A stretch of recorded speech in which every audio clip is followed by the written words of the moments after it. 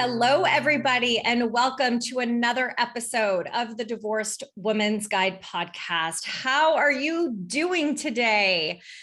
As a reminder, don't forget to hit the subscribe button so that you don't miss a single episode that comes out every single week. And if you haven't joined my Facebook group yet, please feel free to do so. It is free and it's called the Divorce Rehab. There's tons of great information in there for you, community and insights, and just all in all community is really what's most important wherever it is that you are in your process. And so on to today's show, I am very much looking forward to introducing you all to my guest, Juliana Leamen. Hello, Juliana. How are you? I am well, Wendy. Thank you so much for having me on your show. I'm very grateful. Of course. And I am really looking forward to our conversation today about how to become your body's best friend in midlife, because Lord knows we could all use a little help in that area. So before we dive in, I'm going to share a little bit about you with our audience today. Yes. So Juliana is the founder of Naturally Joyous Inc. She is a holistic menopause transition expert, the host of Confidence from Within podcast, and author of Release, A Woman's Guide to Releasing Weight in Midlife Through Becoming Your Body's Best Friend. She is a functional diagnostic nutrition practitioner, board certified by the American Association of Natural Wellness Practitioners, university trained with a master's degree in science, registered, is it Bach flower? Yes. Okay, Bach flower practitioner, and trained in human behavior by the DeMartini Institute. She is on a mission to provide a new model of care for weight loss for women during menopause transition and post-menopause, which she calls weight release, moving away from the diet mindset. I'm air quoting to those listening, moving away from the diet mindset and helping women find confidence from within. Wow, my dear, you are quite educated and knowledgeable about this topic, which is what was so appealing to me to have you come on today. So as I always ask my guests, I would love for you to share with our audience today how it is that you became who you are and what inspired you to become and create your business. Yeah. First of all, thank you so much. I know course. It's a long bio to read, so I really appreciate it. And I would say that, the real looking back and all the years and all the different things that I've studied and done, it really started early in childhood with my late grandfather. He practiced holistic modalities into his 80s, and he was like the leader of our family. It makes me emotional sometimes, even I'm still processing, losing him last year. But he basically just taught all of us to dream, to love animals, to love our planet, and to love holistic modalities in general. So I think I grew up in such an open-minded family that I had room to experiment and so on, that fast forward 15, 20 years, when I had the onset of my health struggles, I had a different set of tools to pull from. And I think it was a combination of that early childhood experience I had with him, because of him, with all the things my body had to go through, that really sort of all the doors started opening one after another, and the path just sort of presented itself, and I just walked through it. And sometimes I had to knock on the door a little bit too, but but that was basically how it came through. Yeah. Yeah, no, and I love that. I mean, I stumbled into what I do, right? Wasn't planning on becoming a divorce coach or getting divorced myself. And, Yes. We see that things happen for us and that we're meant to be doing this type of work. So I'm really fascinated by your perspective on, on how women relate to their bodies, because especially for, those of us, right, that are approaching menopause, that are in it, that are maybe even on the other side, I feel like this is a practice that anybody and everybody can embrace. And, there's always that word diet that everybody uses all the Yes. time. And the time that we're recording, I find that the timing of you being on today is very interesting because there's a lot of chatter around Miss Kim Kardashian at the Met Gala, how Yes. she starved herself to get into her Maryland dress. And just I'm going to be bold on my podcast. It is horrible. It is a horrible thing to say publicly. She is somebody that our youth looks up to. And so I feel like body image is a prevalent cause of concern. It is something that every woman thinks about every time she looks in the mirror. So I personally am very interested to understand how it is that I get to become my body's best friend in the middle of my life. So share a little bit more about what that means, and how it's different from being in that, crash diet mindset. Yeah, absolutely. And there's so many things my brain is going in all the directions. I'm going to, ground myself.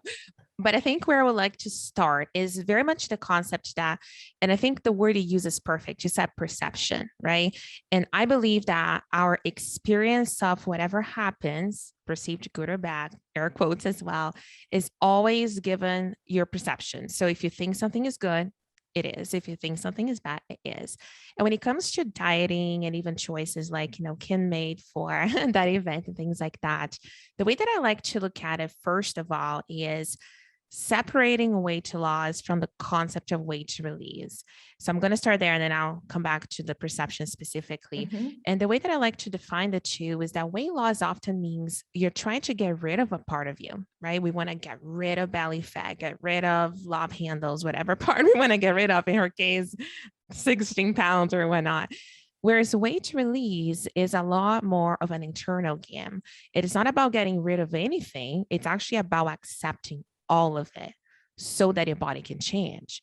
And I think that the major shift is that we go from looking outside of us to looking inside of us, bringing that power back.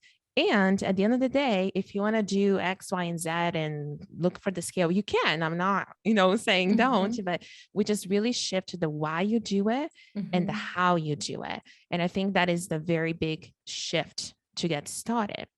Now, to answer your specific question in terms of, starting to become that body's best friend and using Kim as the perfect example you brought up, I like to start by talking to people that the real point of perception that leads to us looking in the mirror and feeling disappointed that we don't measure up and so on has all to do with those authority figures that we put on pedestals in our lives. It could be celebrities like Kim, like you just said, or for example, a magazine, or even like a family social member, media, all these influencers. Absolutely.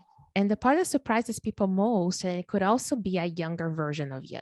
And that is the thing that people usually don't think about. Sometimes we have like those, I used to use a hashtag toss the skinny jeans, like that skinny jeans that you may never fit into again, but it's almost this goal that's so unachievable, that's so demotivating, right? Or photos of us when we were 20 years old, like our bodies and metabolism were in a completely different stage in life. And when we use those things as the goal, the parameter, we always feel we don't measure up because we're putting them in the pedestal and bringing ourselves down into guilt, shame, blame, and all those emotions that I know you talk a lot. So that's kind of how I like to start by saying, who is your authority? Like, who are you putting on the pedestal? Let's work on that first before we look at diet, what we eat and what we don't eat. Yeah. Okay. So that sounds like a step one. So what's step two? Yeah. So once you see who the authorities are, and some people have many, right? And different phases in life, you may have different ones. And, it's really identifying that. But I think the second and the big piece of the whole picture is understanding why you want this. And I think that's usually the most difficult part. I know you talk in your podcast about desires and knowing what we want, right?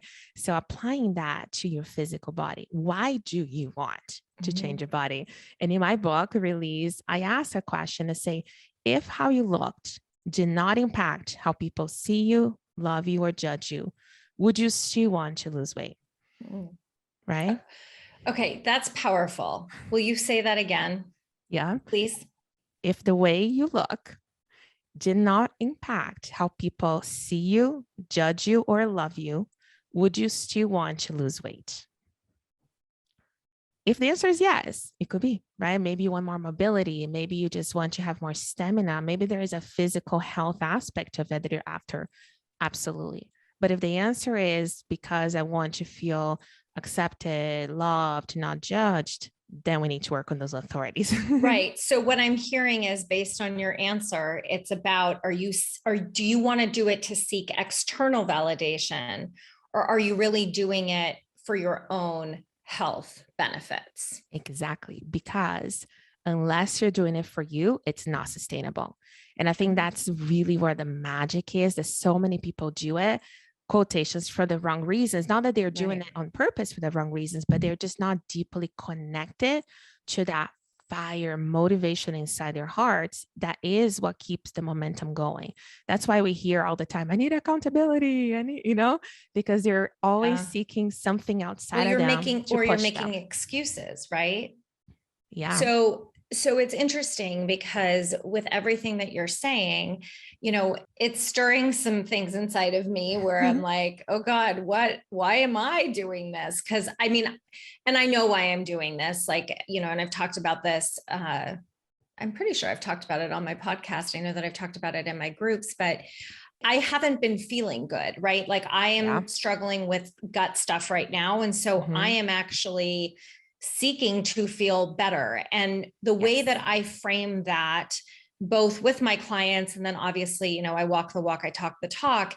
What I'm hearing you say that's very similar is, it's really about, what is your intention behind the goal that you are setting for yourself, right? Yes. And the intention is to feel better, right? Like, I'm tired of my stomach issues. I'm tired of not feeling good.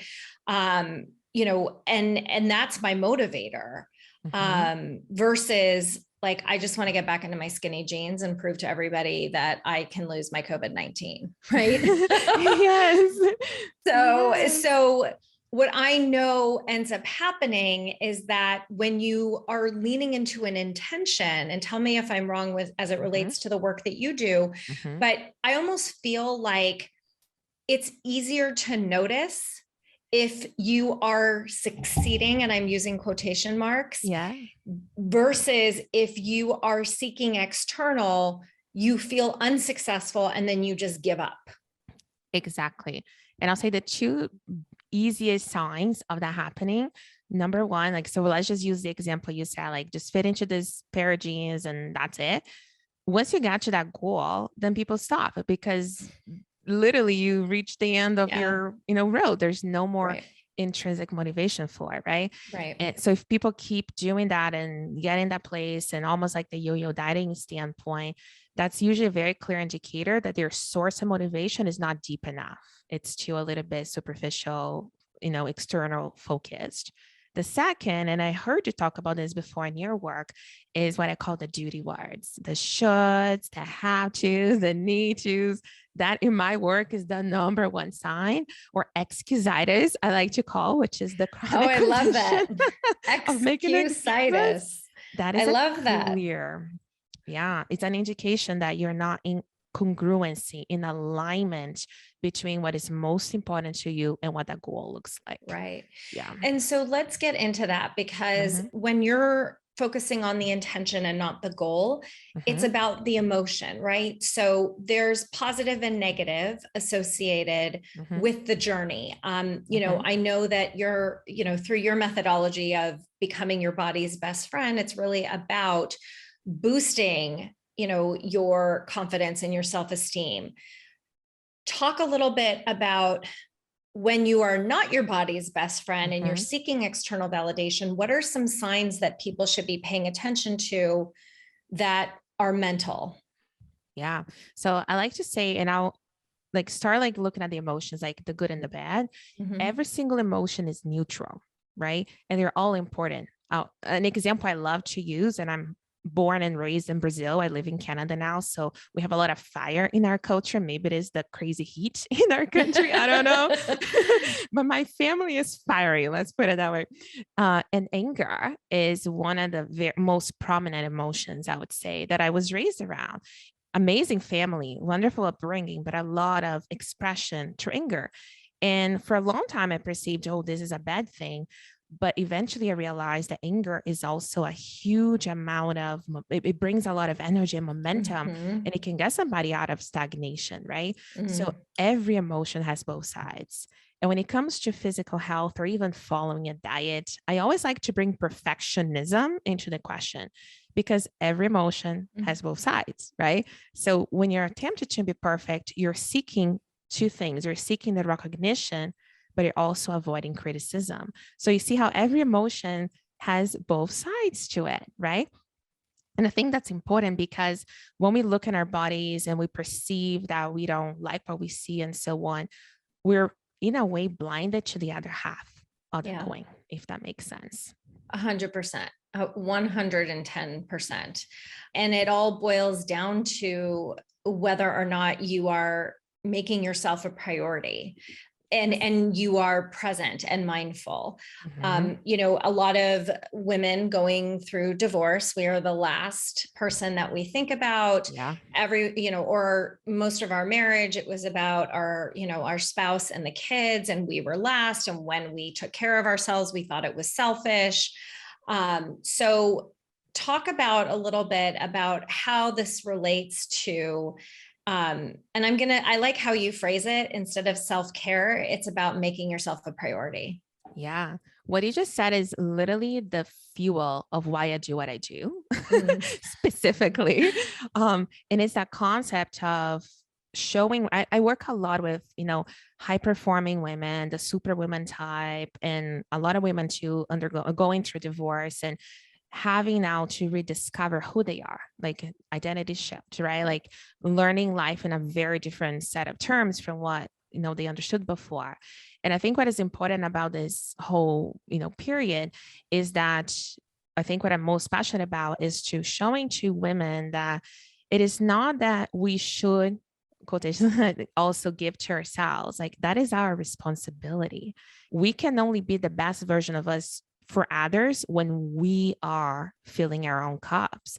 So I think there's so much, talk in terms of put your mask first. And yes, I completely agree. But I go even further to that, and I say, it is your job to live the most authentic version of who you are. Because when you do so, everybody benefits, right? And I think things such as a divorce is such a massive, like emotionally think like a charge. Like there's so much, that happens. So what it does is that it really opens this, gate of empowerment so that we can step up to the plate and now learn things that we didn't have to before, become proficient in things that before somebody else did it for us. Like it is such an opportunity. And I deeply love the work you do, especially how you phrase it about, finding the gift in divorce. I think this is so important because one of my mentors says, anything you cannot say thank you to becomes your baggage. And we don't need any more baggage, right? We all carry enough baggage in our backs, and working on those emotions and neutralizing. And I think it comes from such a place of empowerment. Same concept of weight loss. Relationship is a teacher. Weight issues is a teacher. Health struggles is a teacher. And the quicker we learn the lesson, the easier it becomes, the more, we become to flow and go on to the next lesson, basically. Exactly. I mean, and that's what we're here for, is to learn lessons in this lifetime. That's very much so what I believe. One of the things that I've been talking a lot about, because, my listeners also know that, I recently lost my mom to cancer after a 4.5-year battle. And so a lot of what I know that a lot of other people, because I got an outpouring of support with emails being sent to me about it, it's really any life transition. We go through this love-hate relationship with food, with exercise. And, of course, with an actual loss of a family member, as you experienced a year ago. Yeah. So if somebody's listening in who's in grief right now, and, grief can go, I believe grief can go one of two ways, right? Like, and it's also very interesting. Me as an example, when I learned of my now ex-husband's affair, I starved myself. And then losing my mom, I have gained weight. Mm-hmm. Yeah. So and I also know I'm older. My metabolism is not as, it's been 6 years. So my metabolism is very different than it was 6 years ago too. So talk a little bit about, it's really any life transition that people are struggling. And, a lot of times it's like you're just trying to get out of bed in the morning. So it comes down to creating habits. And Yep. typically, people start and then they stop because they're, not seeing results. So Mm-hmm. what is something that you can tell somebody tuning in who's like, I really want to do this, but like, I just cannot get myself there right now? Mm-hmm. Yeah. So if the problem is that initial, little bit, right? So that may be the one time that I would say a support team is probably important.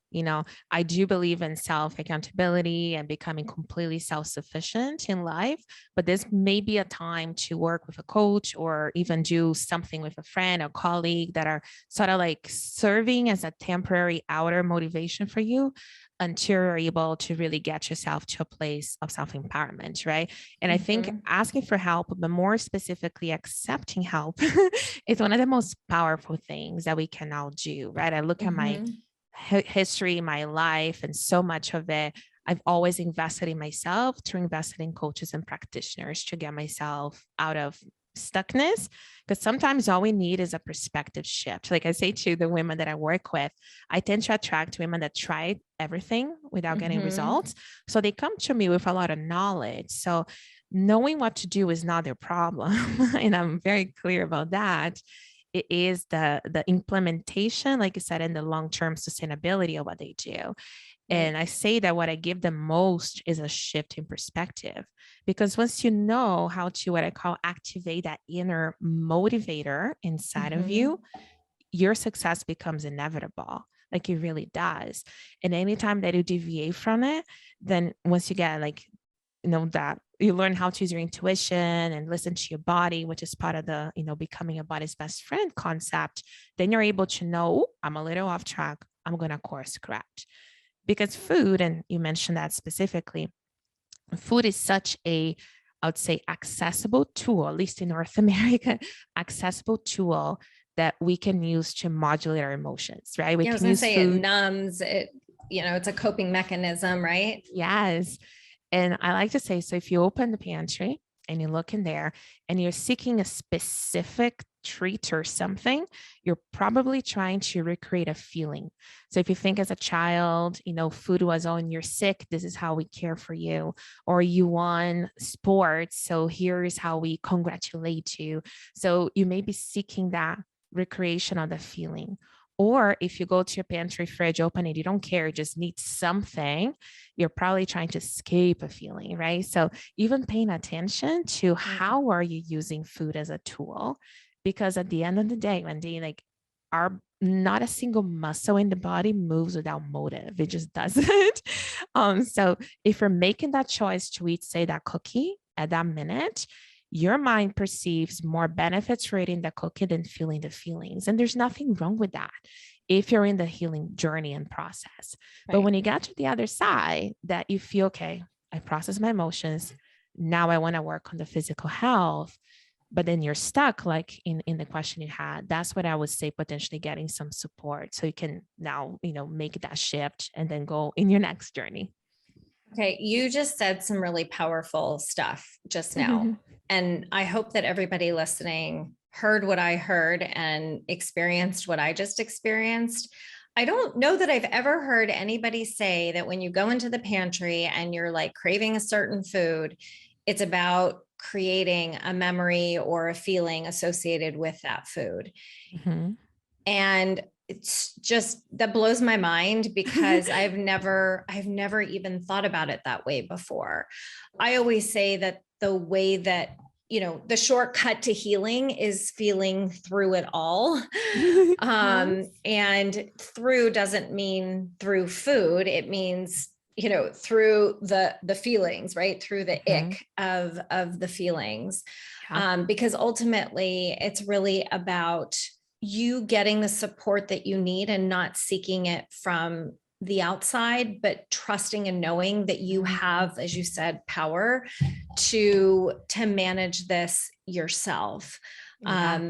But the problem is a lot of us don't have the confidence, depending upon the circumstances around the divorce or whatever life transition that it is that you're dealing with, there's, a knockdown of confidence. So how can people see that there is a positive on the confidence side, or what that kind of that ripple effect is for the weight release? Yeah, one of my favorite topics of all times. So the one thing I wanted to say, and unfortunately, if you're not on YouTube, if you're on the podcast listening, you can't see my hands. So I'm going to try to describe, but I like to explain what you just asked. If you think of like a Y and a X axis, from math school, I guess. And on the horizontal line, I like to write the word worth. Okay. And if you can imagine like a little thermometer or a meter, your worth is at 100% from birth to your last breath. It doesn't matter what you eat. It doesn't matter what you do, don't do, what other people think of you. It is untouchable. And a lot of women don't know that, right? We think we lack a sense of self-worth, but it's more, I would say, potentially a little bit of a misunderstanding, because you're worthy just because you are, period. What changes is your perception of that worth, which is what we call self-esteem, right? So if you are above that line of worth, you're maybe a little proud, a little full of yourself, and life will humble us. Right. If you're below that line, that's a lot of times when we perceive we lack confidence, we lack self-esteem, because there's something or someone, again, an authority at that time, bringing us down. Right. So the way that it happens for weight release is that once we understand that authority and we know that no matter what happens, your worthiness is unchanged, all we have to do is now work on the circumstances that are creating you to perceive yourself less than. Right. And my favorite, and maybe this is like, I don't know if you want to say something before I jump into it, but I have keep going. Okay. You're good. I have this very special question that I like women to ask themselves, because if you perceive, so say you look in the mirror, or let's just pick let's pick Kim as an example, and let's just say you love her hair. And I know nowadays hair is funny, right? Because so much hair is not real hair, but let's just pretend it is, and you love her hair. And you look in the mirror and say, oh, my hair doesn't measure up, right? Just as an example. What I like to ask women is, if you perceive something in someone else that makes you feel less than, all that means is that you have it too, but in a different form. And this is one of the most powerful. You cannot perceive something of value if you don't have it, right? So I like to flip confidence on its head. Powerful. Confidence is a perception. It's relative. It changes from moment to moment. Like, I'm a confident speaker if I'm speaking about things I'm passionate about. But if you ask me to speak about investing in real estate, I would be a terrible speaker because I don't know what to say, right? I would just like try to read notes and have stuff in my hands, So confidence is relative. But if you can see in somebody else something that you admire that you think you don't have, you just have to find the form, what it means first. What does that hair mean to you? Is it beauty? Is it sexuality? Is it power? Is it status? Do you have it too? It makes total sense. I feel very mind blown during this conversation, Juliana. I must be honest. I knew there was a reason I needed to talk to you and have you on this podcast. So what is, you've said so many amazing, wonderful things already. What would you say to somebody who is really struggling in that confidence arena and they're saying to themselves right now, like, no, there's no way I have that in me. Like, no way. That's why I want it so bad. Those naysayers, what would you say to them as a way for them to get out of their own way? I'll probably ask them to highlight what is actually most important to them. And I'm not talking goals and dreams and wishes. I'm talking like your essence, right? So for example, like I think maybe before recording, we talked about loving to learn, right? So for myself, learning, teaching, and business are three of the most important things to me. So if somebody, and I decided to not be a parent with my husband, and I decided not to have children, my business is my baby, right? So if somebody were come to me and I'm trying to measure up as a mom, I will always feel less than, right? Because it is a choice that my family didn't agree with, that I made it anyways, that type of thing. Good for right? you. That's a very vulnerable example, but this came is. out. So here we go. Welcome to being in my container. Vulnerability just spews. Just comes out. Yes. But because I know very clearly that the other three things are most important to me, that's enough for me, right? But if I'm trying to be if I'm trying to act within somebody else's, priority structure, I would never feel that I measure up. So if somebody is struggling with confidence, they're probably not very clear about what is most important to them. And potentially they're letting other people's priorities impose on themselves, how they should be, how they should do. Yes, my family has said to me so many times, I should be a mom. I need to be a mom. I have to be a mom. I'm not a mom, right? By choice, because I chose differently and not, it wasn't a premeditated choice. Like I lived the last 20 years of my life in a fantasy that that's what I had to do. It was a very difficult process for me to break out of that mold and decide I'm happier this way. And this is the life I choose, right? But the freedom that comes from being you, like the confidence skyrockets, right? Because you're not trying to be somebody you're not. Does that? Yeah. Totally. And it releases you from caring about what other people think, and, which so many of us have such a hard time, especially going through divorce, because it's like, you become the gossip, the topic of the gossip mill, or, you worry about what other people are saying behind your back, or, if you show up in the carpool line, with, looking like a mess, like it's really about judgment. Yeah. Being in fear of that. And I agree with you. I think that a lot of women have a really hard time standing in the power of their choices when the choices are not like, they don't go with the mainstream, which, I mean, divorce is really mainstream now, guys. Like half the population is divorced. So the adult population, I should say. But you and I come from the same, cut from the same cloth of like, it doesn't matter if it's mainstream or not, it's your choice, it's your power. And you get to stand behind that confidently. And to just kind of like, what I always say is like, you got to tune out the noise.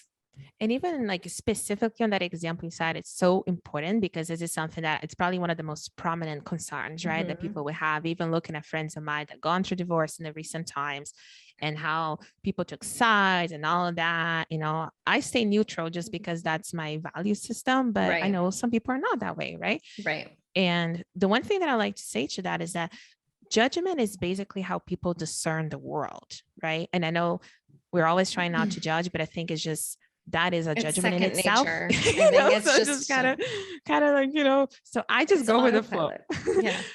But what I think is important, and this is very much based on my trainings of Ho'oponopono, specifically the self-identity, which is very much the concept that everybody is a mirror to you, but it's your show.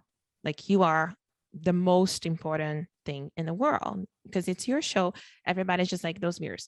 So if you go out there and you stand in your power and you decide to, go through a divorce and the people are talking behind your back, the way I see it from all my training and years, in the field, what's happening is that you're holding mirrors to them and you're probably triggering their fears. Right. In terms of, wow, 100%. She stood up for what she wanted. Now they're looking at their lives and all the things that they didn't stand up, that they kind of blame themselves secretly. And it's easier to gossip than to accept how we feel. Right. So I look at that and I say, I'd rather be me. I can be somebody else. That's not the best way to live. Bless them and release. Right.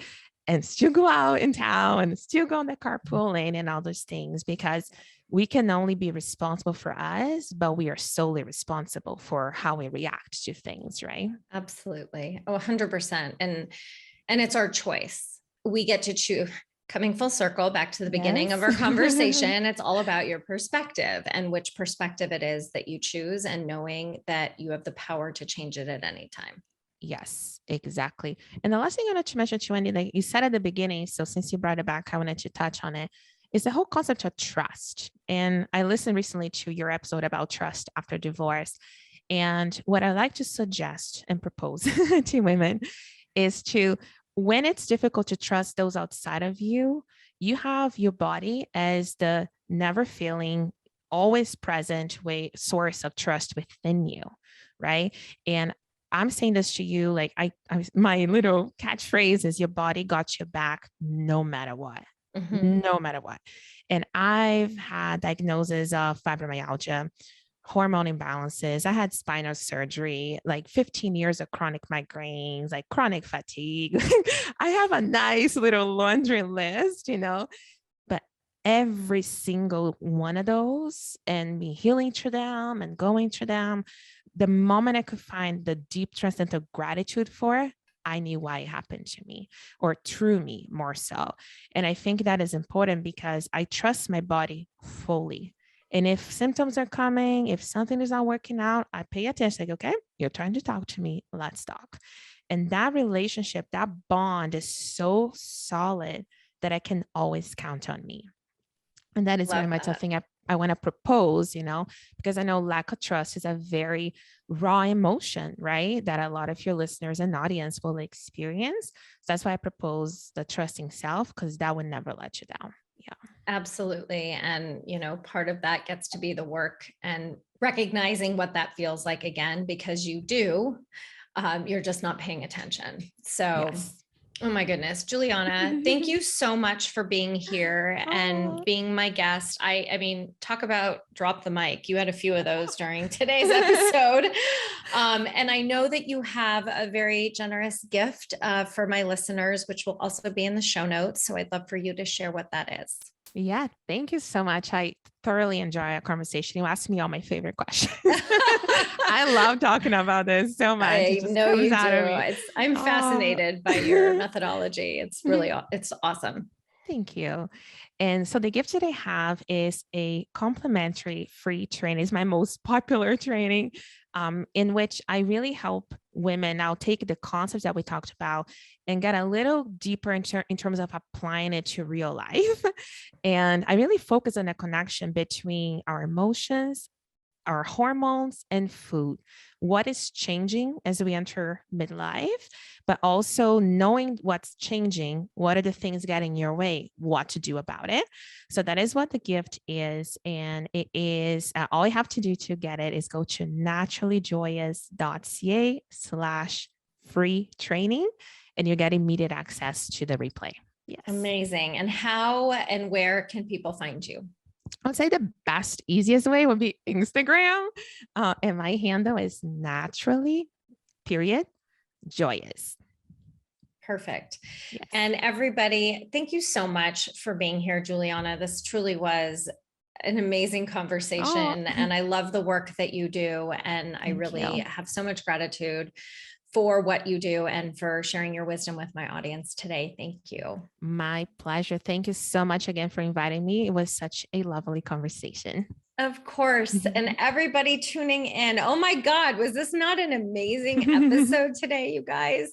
You know that with every single episode, I strive to help you guys wherever it is that you are in your process to take one step forward, any nugget of information that can help support you wherever it is that you are. So thank you again for tuning in today. One more time, don't forget to hit the subscribe button so that you guys don't miss a single episode. And I will see you guys in next week's podcast episode. Sending you all so much love, light, and joy as always. Mwah. Bye, everybody.